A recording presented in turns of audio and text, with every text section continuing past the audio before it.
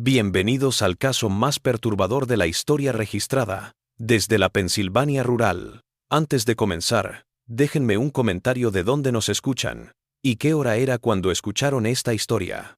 Queremos saber de dónde, y en qué horarios del día o noche se reciben estas historias documentadas.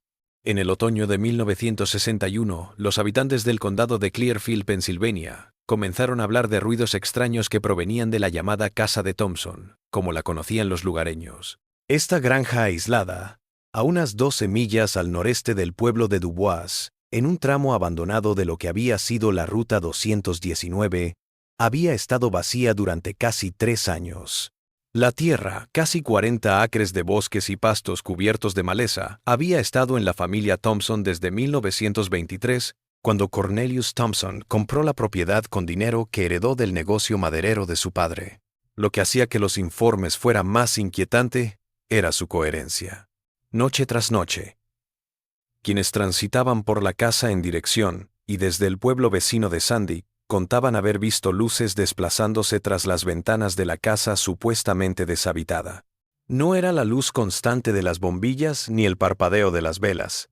Era algo que los testigos describían como una luz errante, como si alguien llevara una linterna de habitación en habitación, con patrones deliberados. La Sra. Gladys Petton, que regentaba la tienda general en Dubois, fue la primera en alertar al sheriff del condado sobre estos avistamientos a principios de octubre de 1961. Según su declaración jurada y archivada en la Oficina de Registros del Condado de Clearfield, hasta que se microfilmó en 1967, ella había pasado en automóvil frente a la casa de Thompson en 3 ocasiones diferentes, mientras regresaba de visitar a su hermana en Sandy. Cada vez fue lo mismo. Luces que se movían frente a las ventanas de la planta baja, como si estuvieran buscando algo. Se detenían en cada ventana exactamente el mismo tiempo antes de continuar. La historia de los Thompson, según los registros de propiedad del condado y los registros de la iglesia local, muestra un historial de aislamiento que había caracterizado la propiedad durante años. Cornelius Thompson había sido un hombre solitario que rara vez iba al pueblo, excepto por provisiones. Su esposa, Millicent, había fallecido en el invierno de 1934, dejándolo para criar a sus 2 hijos adultos, Jasper y Aurelius, solos en la aislada propiedad. Los hijos, ambos veinteañeros cuando falleció su madre, habían heredado el carácter solitario de su padre, aunque los vecinos los avistaban en sus extrañas visitas a Dubois para conseguir provisiones. Lo que más les llamó la atención a quienes se toparon con los hombres Thompson fue su manera de hablar. Ezra Whitmore, quien dirigió la ferretería en Main Street hasta su jubilación en 1958, recordó que los hermanos Thompson siempre hablaban al unísono, completando las frases del otro con una precisión inquietante que sugería una práctica extensa o algo más profundo y más perturbador. Cuando uno de los hermanos iniciaba una petición de provisiones, el otro la finalizaba, sin mirar al hermano ni reconocer el cambio. La casa en sí era un reflejo de la familia. La casa principal, una edificación de 2 pisos en estilo neogótico tan común en la Pensilvania rural de la década de 1880, tenía más ventanas de lo normal para una granja de su tamaño. Los archivos de construcción del condado de 1923 muestran que Cornelius había pedido expresamente que se añadieran más ventanas durante las reformas que encargó tras la compra de la propiedad. La alteración implicó la eliminación de muros de carga y la colocación de soportes de acero, una operación costosa que confundió a los contratistas locales. Más perturbadoras fueron las alteraciones en el sótano. Según las facturas halladas entre sus documentos tras su fallecimiento en 1958, había contratado la excavación de más cámaras bajo los cimientos originales. La labor fue llevada a cabo por un equipo foráneo, varones que arribaron a principios de la primavera de 1924 y la finalizaron antes de la cosecha de otoño. Nadie de aquí recuerda haber visto a estos trabajadores o su maquinaria, y eso que una empresa así habría necesitado. Maquinaria pesada y semanas de trabajo. El aislamiento de la casa Thompson se intensificó tras la muerte de Millison en 1934. Los repartidores de Dubois dijeron que la familia comenzó a pedir que dejaran los víveres al final de su largo camino de entrada en lugar de llevarlos a la casa. El correo se recogía de manera similar en un buzón situado a casi un cuarto de milla del edificio principal. El cartero rural, Clement Thorpe, escribió en sus notas de ruta que nunca vio a ninguno de los Thompson en sus 23 años de servicio, entregando correo en su casa 2 veces por semana. Este acuerdo continuó sin incidentes hasta el verano de 1958, cuando la muerte de Cornelius Thompson rompió por primera vez el aislamiento de la familia. El médico forense, el doctor Marcus Kellner, llamado a la mansión por Jasper Thompson una sofocante mañana de julio, de acuerdo con el informe del doctor Kellner guardado en los archivos del médico forense del condado, había muerto aparentemente por causas naturales, aunque las circunstancias de su hallazgo nunca se investigaron por completo. El cuerpo fue descubierto en el sótano de la casa, en una de las cámaras excavadas en 1924. Cornelius se hallaba sentado en una silla de madera adornada que parecía situada intencionadamente en el centro de la estancia. Estaba en su mejor ropa y sus manos dobladas en su regazo. Lo que le pareció extraño al doctor Kellner fue la condición de la propia habitación. Las paredes estaban llenas de lo que parecían mapas y diagramas intrincados, todos dibujados a mano con gran precisión. Los mapas eran bocetos de la casa y la propiedad, pero escritos en un idioma o código que el doctor Kellner no pudo reconocer. Más inquietante fue el hallazgo de varios diarios apilados en una mesa al lado de la silla. Los cuadernos, repletos de anotaciones de 1923, registraban lo que Cornelius llamaba observaciones vespertinas y confirmaciones nocturnas. Las entradas estaban codificadas en la misma escritura ininteligible que las notas en la pared, con algunas palabras sueltas en inglés que parecían relacionadas con vigilancia. Menciones a patrones de vigilancia, intervalos de respuesta y cambios conductuales salpicaban las secciones legibles del texto. Jasper y Aurelius Thompson parecían tranquilos mientras el Dr. Thompson examinaba el cuerpo de su padre. Respondieron a las preguntas con el mismo patrón de habla sincronizada que la gente del pueblo había notado durante años, dando información técnicamente correcta, pero emocionalmente desconectada. Cuando se les preguntó qué hacía su padre en el sótano, dijeron que Cornelius había estado pasando allí cada vez más tiempo en los últimos años, diciendo que estaba trabajando en una investigación importante. Los funerales fueron indicio del aislamiento de los Thompson. Cornelius fue sepultado en un cementerio familiar en la propiedad, en una parcela que parecía estar preparada de antemano. No hubo funeral, no hubo obituario, en el periódico local. La única acta de defunción de Cornelius Thompson se encuentra en los registros vitales del condado, informada por el Dr. Kellner, según la ley. Tras el funeral de su padre, Jasper y Aurelius continuaron el estilo solitario de vida familiar con aún mayor intensidad. Las entregas a la casa se hicieron más esporádicas y los vecinos observaron que los hermanos parecían haber heredado la costumbre del padre de pasar largas temporadas en las cámaras del sótano. El humo de la chimenea de la casa, antes tan seguro como una señal de que la familia estaba en casa, comenzó a comportarse de manera extraña, quemándose sin cesar durante días o quedando frío durante semanas. La primera señal de que algo se había transformado en la casa de Thompson llegó a fines de la primavera de 1958, apenas unos meses después de la muerte de Cornelius. Harold Fairchild, un vendedor ambulante que recorría el condado de Clearfield en su ruta mensual, afirmó haber visto a ambos hermanos de pie en el patio delantero, justo a la medianoche, en 3 ocasiones seguidas. Según el informe que Fairchild dio al sheriff William Torrance en junio de 1958, los hermanos parecían estar en algún tipo de vigilancia, de pie y observando la carretera como si estuvieran esperando algo. Lo que hizo que el informe de Fairchild fuera tan perturbador fue la forma en que retrató el comportamiento de los hermanos. En vez de reconocer su coche al lado, Jasper y Aurelius se quedaron quietos, sus cabezas siguiendo los faros de Fairchild al unísono. Fairchild lo comparó con la observación de 2 piezas de maquinaria reaccionando a un estímulo programado, y dijo que los movimientos de los hermanos eran demasiado sincronizados para ser naturales. La investigación del sheriff Torrance sobre el informe de Fairchild no reveló nada más. Cuando fue a la casa de Thompson la semana siguiente, la casa estaba vacía, no respondía a sus llamadas en la puerta principal. La casa parecía habitada. Ropa colgada en tendederos, marcas de neumáticos recientes en el camino de entrada, pero los hermanos no estaban a la vista. Torrance observó en su informe que el silencio que envolvía la casa era inusitadamente denso, sin los ruidos habituales de la vida rural, ni pájaros, ni insectos, ni roedores en la maleza. El patrón de visitas nocturnas continuó durante todo el verano de 1958, con varios testigos que informaron avistamientos similares. Emma Caldwell, una vecina que residía en una granja a 3 kilómetros al sur de la casa de Thompson, comenzó a registrar estas manifestaciones en un diario que más tarde entregó a las autoridades del condado.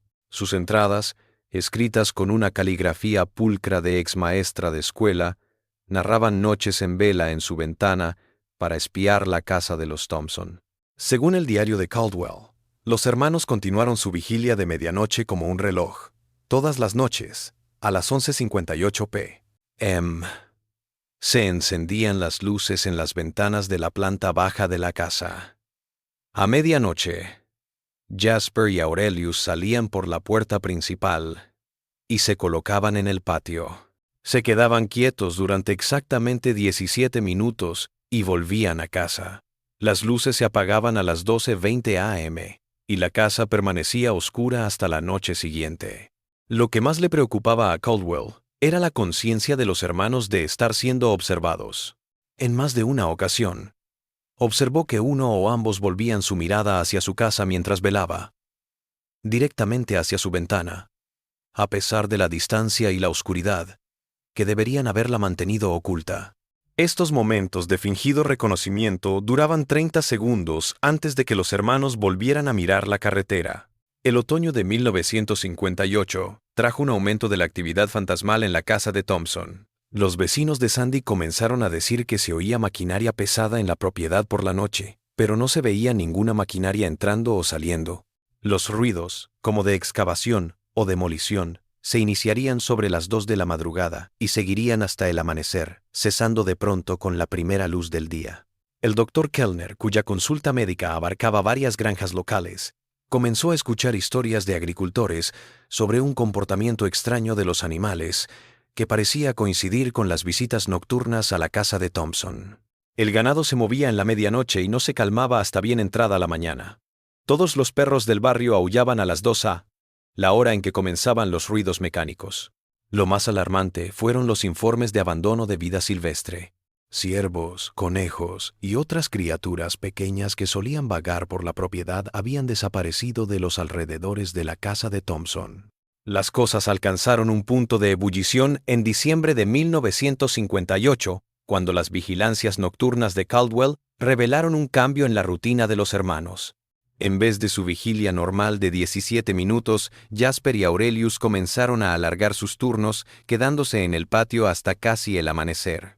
En estas sesiones, Caldwell dijo que había visto otras figuras en la propiedad, pero nunca pudo identificarlas o explicar cómo entraban sin ser vistas. Más alarmante fue lo que Caldwell noticed. Los hermanos estaban transformándose físicamente. A través de sus prismáticos, observó que los dos hombres parecían estar perdiendo peso a pasos agigantados. Sus ropas colgaban de cuerpos cada vez más delgados. Sus movimientos, antes inquietantemente coordinados, ahora se volvieron mecánicos, rígidos. Lo más inquietante fue darse cuenta de que los hermanos parecían estar adoptando rasgos faciales similares, como si se estuvieran volviendo más parecidos con cada semana que pasaba. La ausencia de Jasper y Aurelius Thompson no se notó de inmediato debido al hábito de la familia de aislarse que se había mantenido durante mucho tiempo. Solo cuando las entregas de primavera comenzaron a apilarse al final de su camino de entrada, las autoridades locales se dieron cuenta de que algo andaba mal. La visita de bienestar del sheriff Torrance en abril de 1959 no encontró a nadie en casa. No había señales de los hermanos, más allá de sus pertenencias personales intactas en sus habitaciones. El mayor descubrimiento se produjo cuando Torrance recorrió las cámaras del sótano que el Dr. Kellner había informado después de la muerte de Cornelius. Las habitaciones debajo de la casa habían sido alteradas desde la visita del forense, nuevas excavaciones ampliando el espacio subterráneo. Las paredes ahora estaban repletas de miles de dibujos y notas intrincadas, un registro visual enigmático que desafiaba la comprensión. En el centro de estas cámaras del sótano había una habitación que parecía una especie de centro de control. Varias sillas estaban alineadas frente a una pared llena de mapas, gráficos y lo que parecían ser horarios de vigilancia. Los mapas abarcaban no solo la propiedad Thompson, sino todo el terreno circundante, durante millas en todas direcciones, señalando las casas vecinas y los horarios de sus residentes. Lo más perturbador fueron los documentos que descubrieron en las cámaras del sótano. Miles de páginas de notas manuscritas que detallaban las actividades diarias de cada familia en un radio de 5 millas de la casa de Thompson. Las notas se tomaron con exactitud científica, anotando las horas de llegada y partida, los patrones de comportamiento y lo que parecían ser predicciones de acciones futuras. La letra en todos estos papeles era la misma, lo que indicaba que una sola persona había escrito todo el material o que varias personas habían desarrollado estilos de escritura muy similares. La última entrada en estos registros de avistamientos estaba fechada el 15 de marzo de 1959, casi un mes antes de que el sheriff Torrance encontrara la casa vacía. La nota de acceso, más extensa de lo habitual, explicaba lo que el autor llamó preparación para el protocolo de integración. El lenguaje era técnico, clínico, selección de sujetos, modelado conductual, fases de implementación. La entrada finalizaba con una nota de que el periodo de observación primaria se completó con éxito. Se autoriza la transición a la fase activa. La investigación del sheriff Torrance se vio obstaculizada por la falta de pruebas de juego sucio.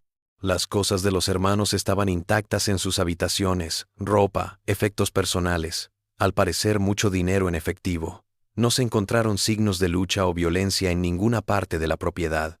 Lo más extraño era que el coche de los hermanos seguía aparcado en su sitio habitual, por lo que no se explicaba cómo habían salido de la propiedad. El caso se enredó aún más con los testimonios de los vecinos, que ofrecieron versiones contradictorias sobre las últimas semanas de los hermanos. Algunos testigos afirmaron haber visto a Jasper y Aurelius en el pueblo en marzo de 1959, comprando sus provisiones habituales y mostrando su comportamiento sincronizado habitual. Pero otros vecinos dijeron que no habían visto a los hermanos desde el otoño pasado y que era imposible saber cuándo habían desaparecido. Las notas del diario de Emma Caldwell de principios de 1959 dan el relato más cercano de las últimas semanas de los hermanos. Según él, la ronda de vigilancia de medianoche se había convertido en algo más que eso. En vez de quedarse en su patio, los hermanos habían estado saliendo por la noche, recorriendo el vecindario, entrando en propiedades ajenas, al parecer inspeccionando casas y dependencias. Las notas de Caldwell relatan cómo se dio cuenta de que los hermanos estaban estudiando metódicamente la vida de sus vecinos. Registró casos en los que los hermanos se quedaban horas parados fuera de las casas, como si estuvieran cronometrando los movimientos de las personas que vivían dentro y apuntando sus observaciones. Lo más aterrador fue darse cuenta de que los hermanos habían empezado a copiar todo lo que veían, ensayando los gestos y costumbres de sus vecinos con una exactitud perturbadora. La última entrada en el diario de Caldwell, del 20 de marzo de 1959, narra un avistamiento que la convenció de detener sus avistamientos nocturnos y alertar a las autoridades. Aquella noche, vio a los dos hermanos de pie justo debajo de la ventana de su dormitorio, mirándola con lo que llamó caras expectantes. Cuando se apartó de la ventana, ellos se quedaron de pie, mirando el lugar en el que había estado. Estuvieron en vela hasta el amanecer, sin moverse ni reconocerla cuando volvió una vez para comprobar cómo estaban. La desaparición de los hermanos Thompson se cerró formalmente en octubre de 1959, como partida voluntaria de adultos, sin sospecha de actividad criminal. Pero las notas personales del sheriff Torrance, encontradas entre sus pertenencias tras su jubilación en 1963, muestran que nunca abandonó sus sospechas sobre el caso. Las propias notas de Torrance indicaban que la desaparición de los hermanos podría haber sido planeada en lugar de una partida espontánea. La casa de Thompson permaneció intacta durante casi 2 años después de la desaparición de los hermanos.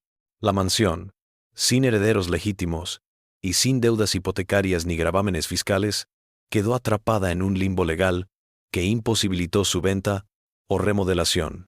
Los abogados inmobiliarios locales dijeron que era probable que la casa y la propiedad estuvieran en un limbo legal durante años, incluso décadas, antes de que pudiera transferirse el título.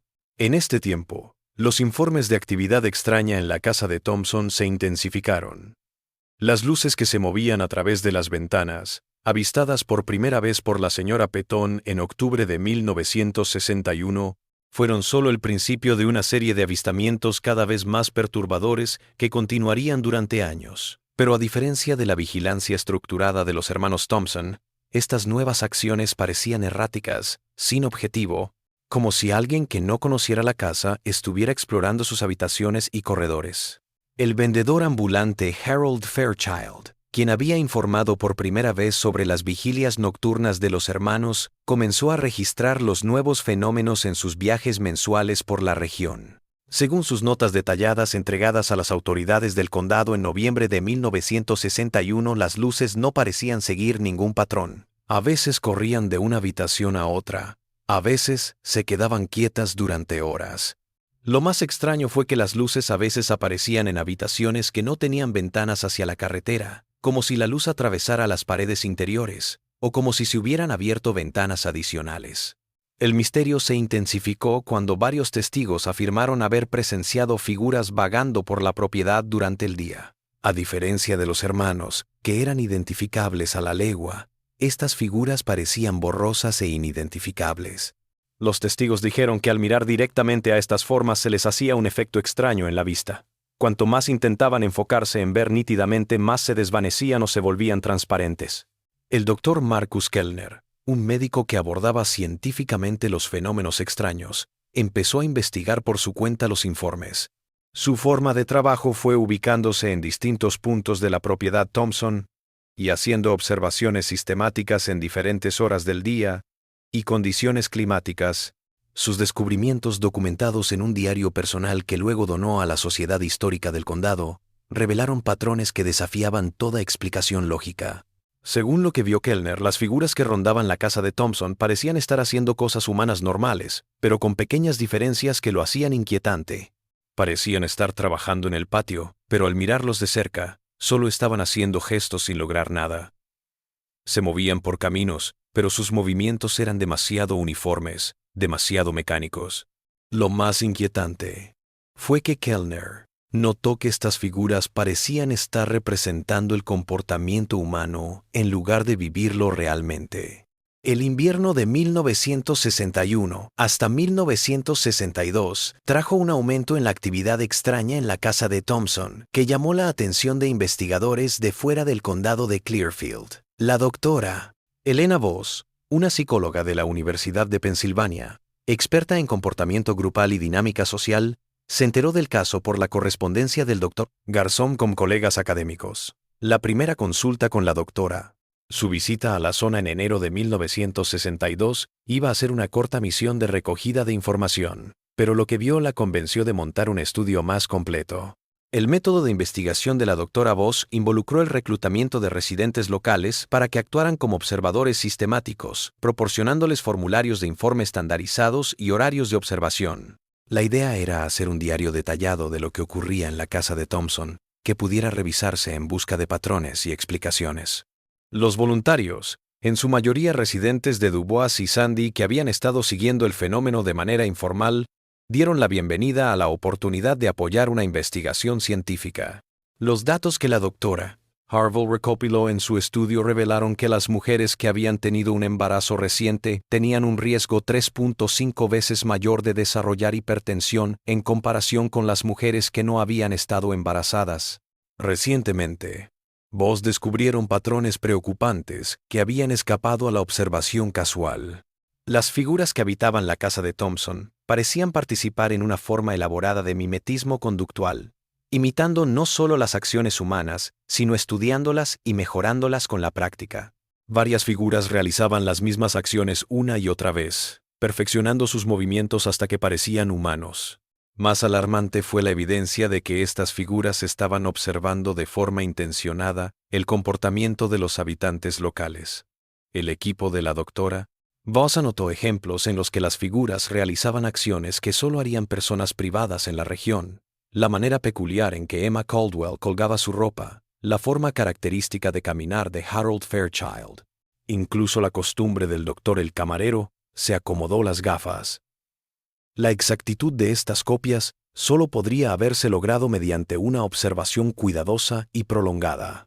El avance se produjo cuando la doctora Voss Identificó la relación entre lo que hacían las figuras y los montones de registros de vigilancia que hallaron en el sótano de Thompson. Al comparar los comportamientos que realizaban las figuras con las notas que tomaron los hermanos Thompson, encontraron una coincidencia perfecta.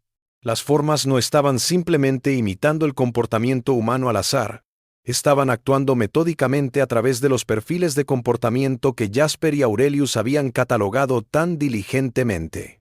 Esta comprensión llevó a la doctora Voss a una aterradora conclusión sobre lo que estaba ocurriendo en la casa Thompson. La evidencia indicaba que los hermanos Thompson no habían desaparecido, sino que habían sido sustituidos por algo que estaba explotando su conocimiento para hacerse pasar por ellos.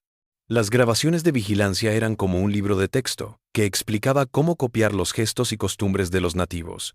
Las implicaciones de este hallazgo inspiraron a la doctora Voss a ampliar su investigación, decidido a averiguar qué estaba pasando en la casa de Thompson y por qué alguien intentaría un engaño tan elaborado. Su investigación sobre la historia de la propiedad reveló más información inquietante que la que habían notado otros investigadores. Los registros de tierras del condado revelaron que la propiedad Thompson había cambiado de manos varias veces a fines del siglo XIX. Los antiguos propietarios vendían rápidamente y a menudo se mudaban lejos.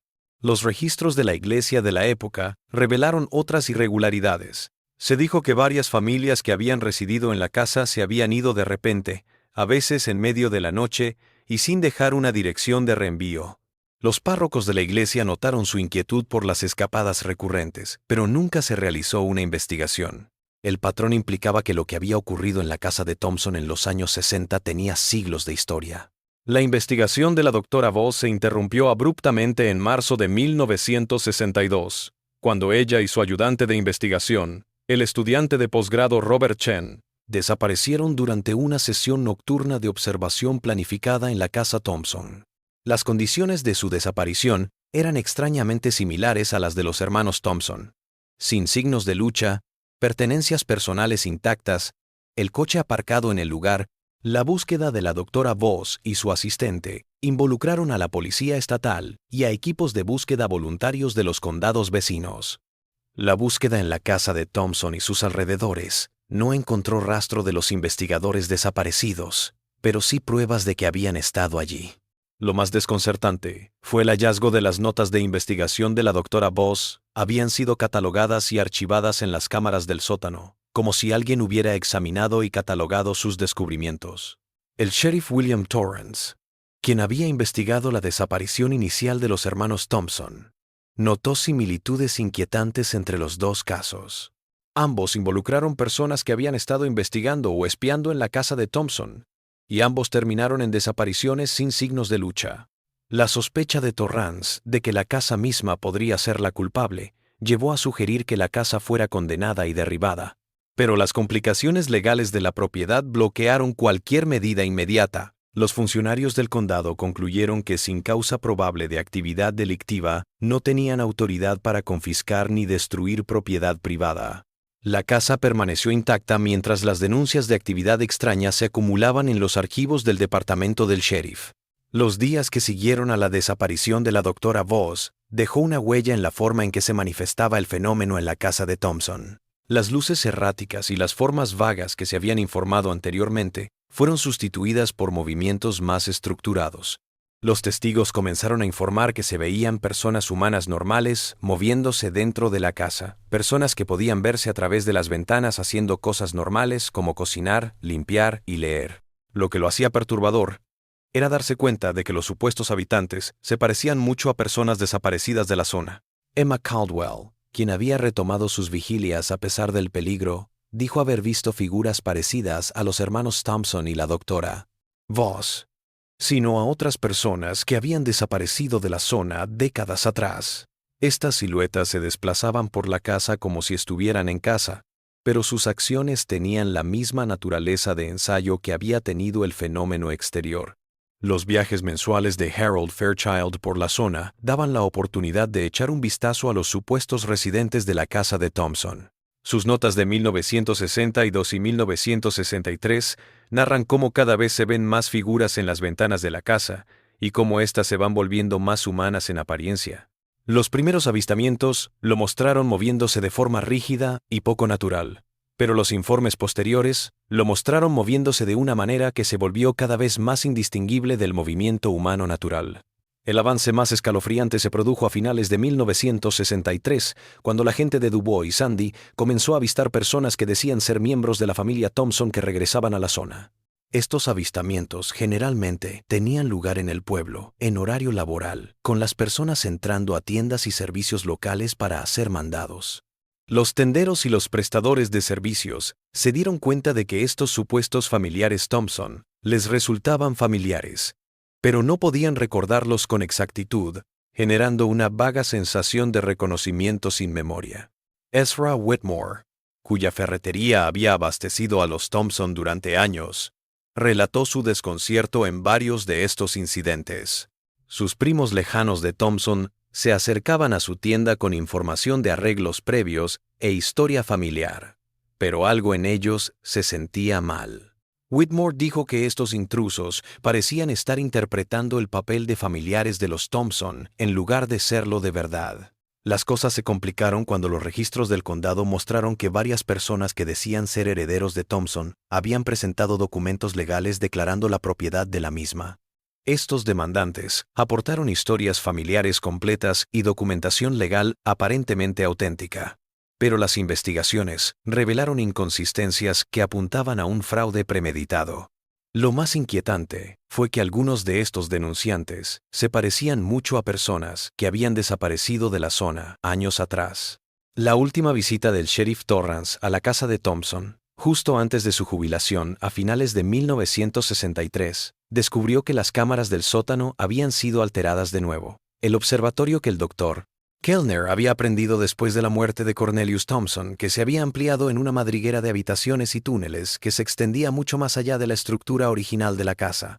Las paredes de estas cámaras estaban repletas de miles de documentos más, fotografías, estudios de comportamiento humano. Lo más importante fue que Torrance encontró lo que parecía ser un archivo completo de personas desaparecidas de toda la región. Ficheros con información biográfica completa, fotografías, informes conductuales, todo perfectamente catalogado científicamente. El archivo contenía tanto a los hermanos Thompson como a la doctora Voss, sino a decenas de otras personas que habían desaparecido de la zona décadas atrás. Cada archivo era evidencia de una vigilancia e investigación exhaustiva, lo que indicaba que las desapariciones habían sido planificadas y ejecutadas. La última parte del archivo era lo que Torrance llamó en su informe protocolos de implementación, instrucciones específicas para hacerse pasar por las personas archivadas.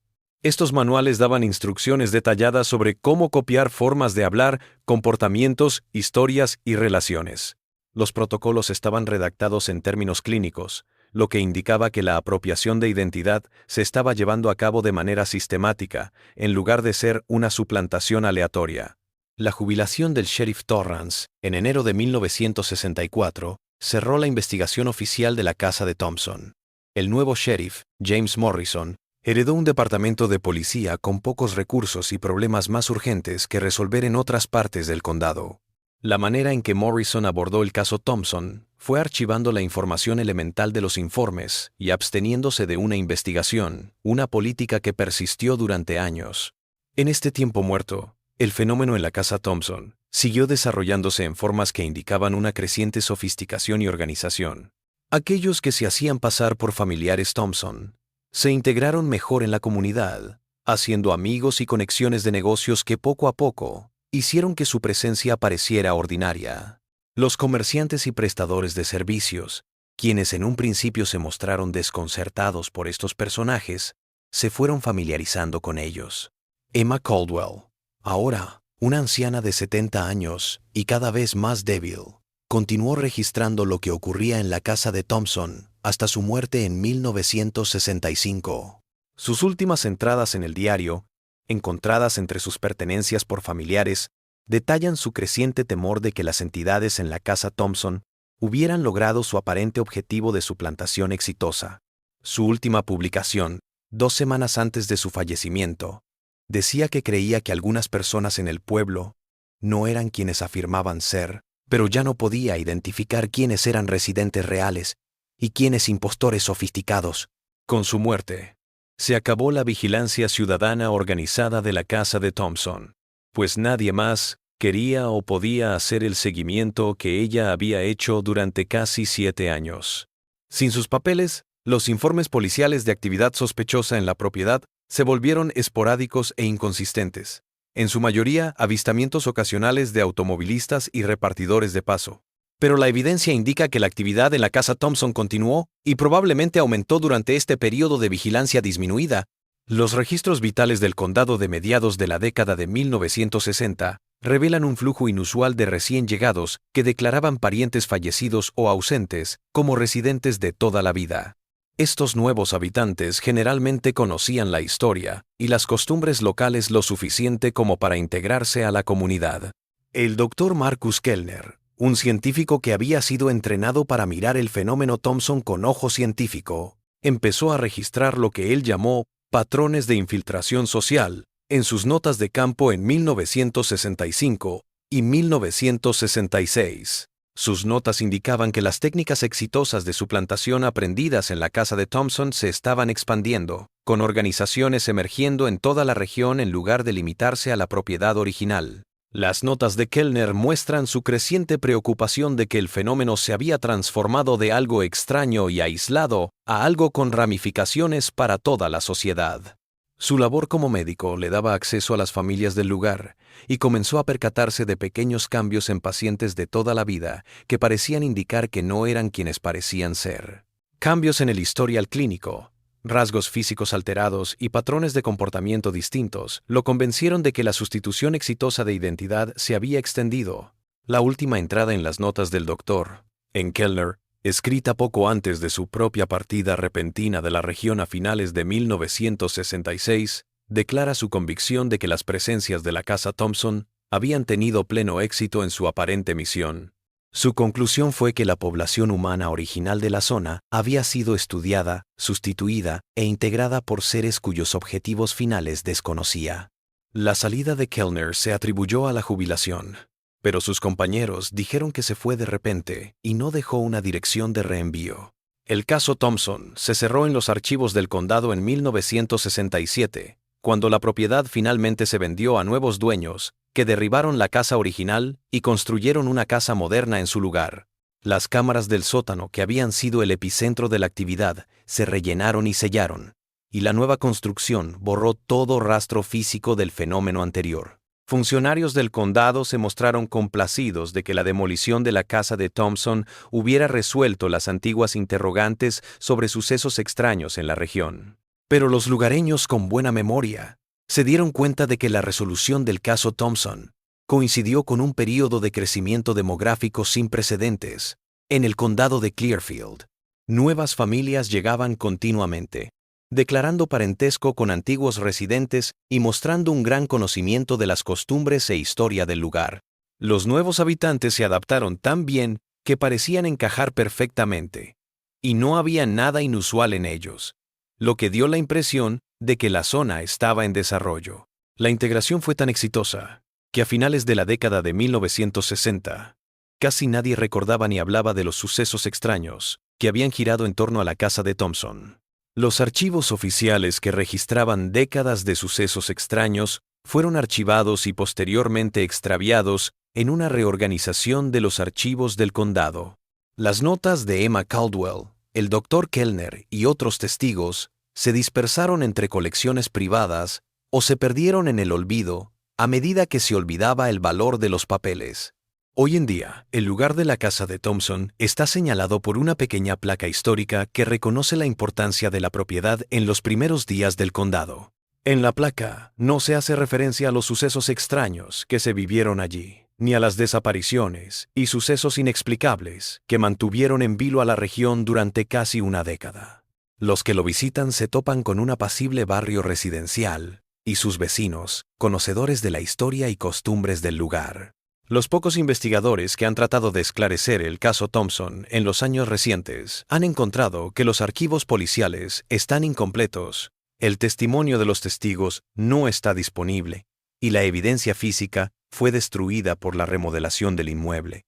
El caso sigue abierto en los archivos, catalogado como una serie de incidentes aislados que involucran personas desaparecidas e informes no verificados de actividad extraña. Nunca se ha podido relacionar las desapariciones y nunca se ha podido probar que haya un patrón de sustitución de identidades o infiltración social. Pero hay preguntas abiertas para cualquiera que esté dispuesto a preguntarlas. El éxito inusual con el que los nuevos habitantes se asimilaron a la comunidad en la década de 1960, la forma inusualmente completa en que se perdieron o destruyeron los registros oficiales, y la extraña renuencia de los residentes de toda la vida a hablar del caso Thompson, sugieren que el fenómeno pudo haber logrado mucho más de lo que se informó en la investigación oficial. La casa que se erige en la propiedad Thompson alberga actualmente a una familia que dice tener conexiones multigeneracionales con la zona, con historias familiares ricas y conocimiento de las costumbres locales. Los familiares son respetados en la comunidad, participan en organizaciones cívicas y son indistinguibles de otros residentes de toda la vida. Se muestran educadamente confundidos cuando se les pregunta por el pasado de la casa, diciendo que han oído historias sobre antiguos residentes, pero que nunca han notado nada fuera de lo normal mientras han vivido allí. Tal vez lo más inquietante sea que los actuales habitantes de la antigua propiedad de Thompson muestran la misma sincronía en el habla y el movimiento que los testigos una vez notaron en Jasper y Aurelius Thompson. Se anticipan a las oraciones del otro, bailan en sincronía inconsciente y tienen una conciencia de los pensamientos e intenciones del otro que va más allá de la conciencia familiar habitual. Pero estas cosas ahora los vecinos las ven como rasgos familiares encantadores en lugar de rarezas preocupantes. La conversión de la casa de Thompson de un lugar de temor y enigma a un faro de estabilidad y desarrollo comunitario es quizás el mayor triunfo de cualquier fuerza que haya estado operando allí, en la década de 1960. La inmersión total del fenómeno en la vida comunitaria ordinaria ha suprimido todo elemento de clandestinidad o disimulo, y las organizaciones que antaño practicaban el comportamiento humano en sótanos secretos pueden ahora vivir a la luz del día como miembros reconocidos de la sociedad. La casa de Thompson es un recordatorio de que las infiltraciones más exitosas son aquellas que se integran tan completamente que ya no se reconocen como infiltraciones en absoluto. Cuando los sustitutos se confunden con los reales, cuando lo artificial se hace más real que lo natural, cuando los observadores se convierten en observados, la misión está cumplida. Las luces que una vez danzaron fantasmalmente a través de ventanas vacías ahora resplandecen desde acogedoras residencias, y las formas que una vez imitaron la vida en patios oscuros ahora prosperan como vecinos respetados y líderes comunitarios. Y tal vez, al final, ese siempre fue el punto.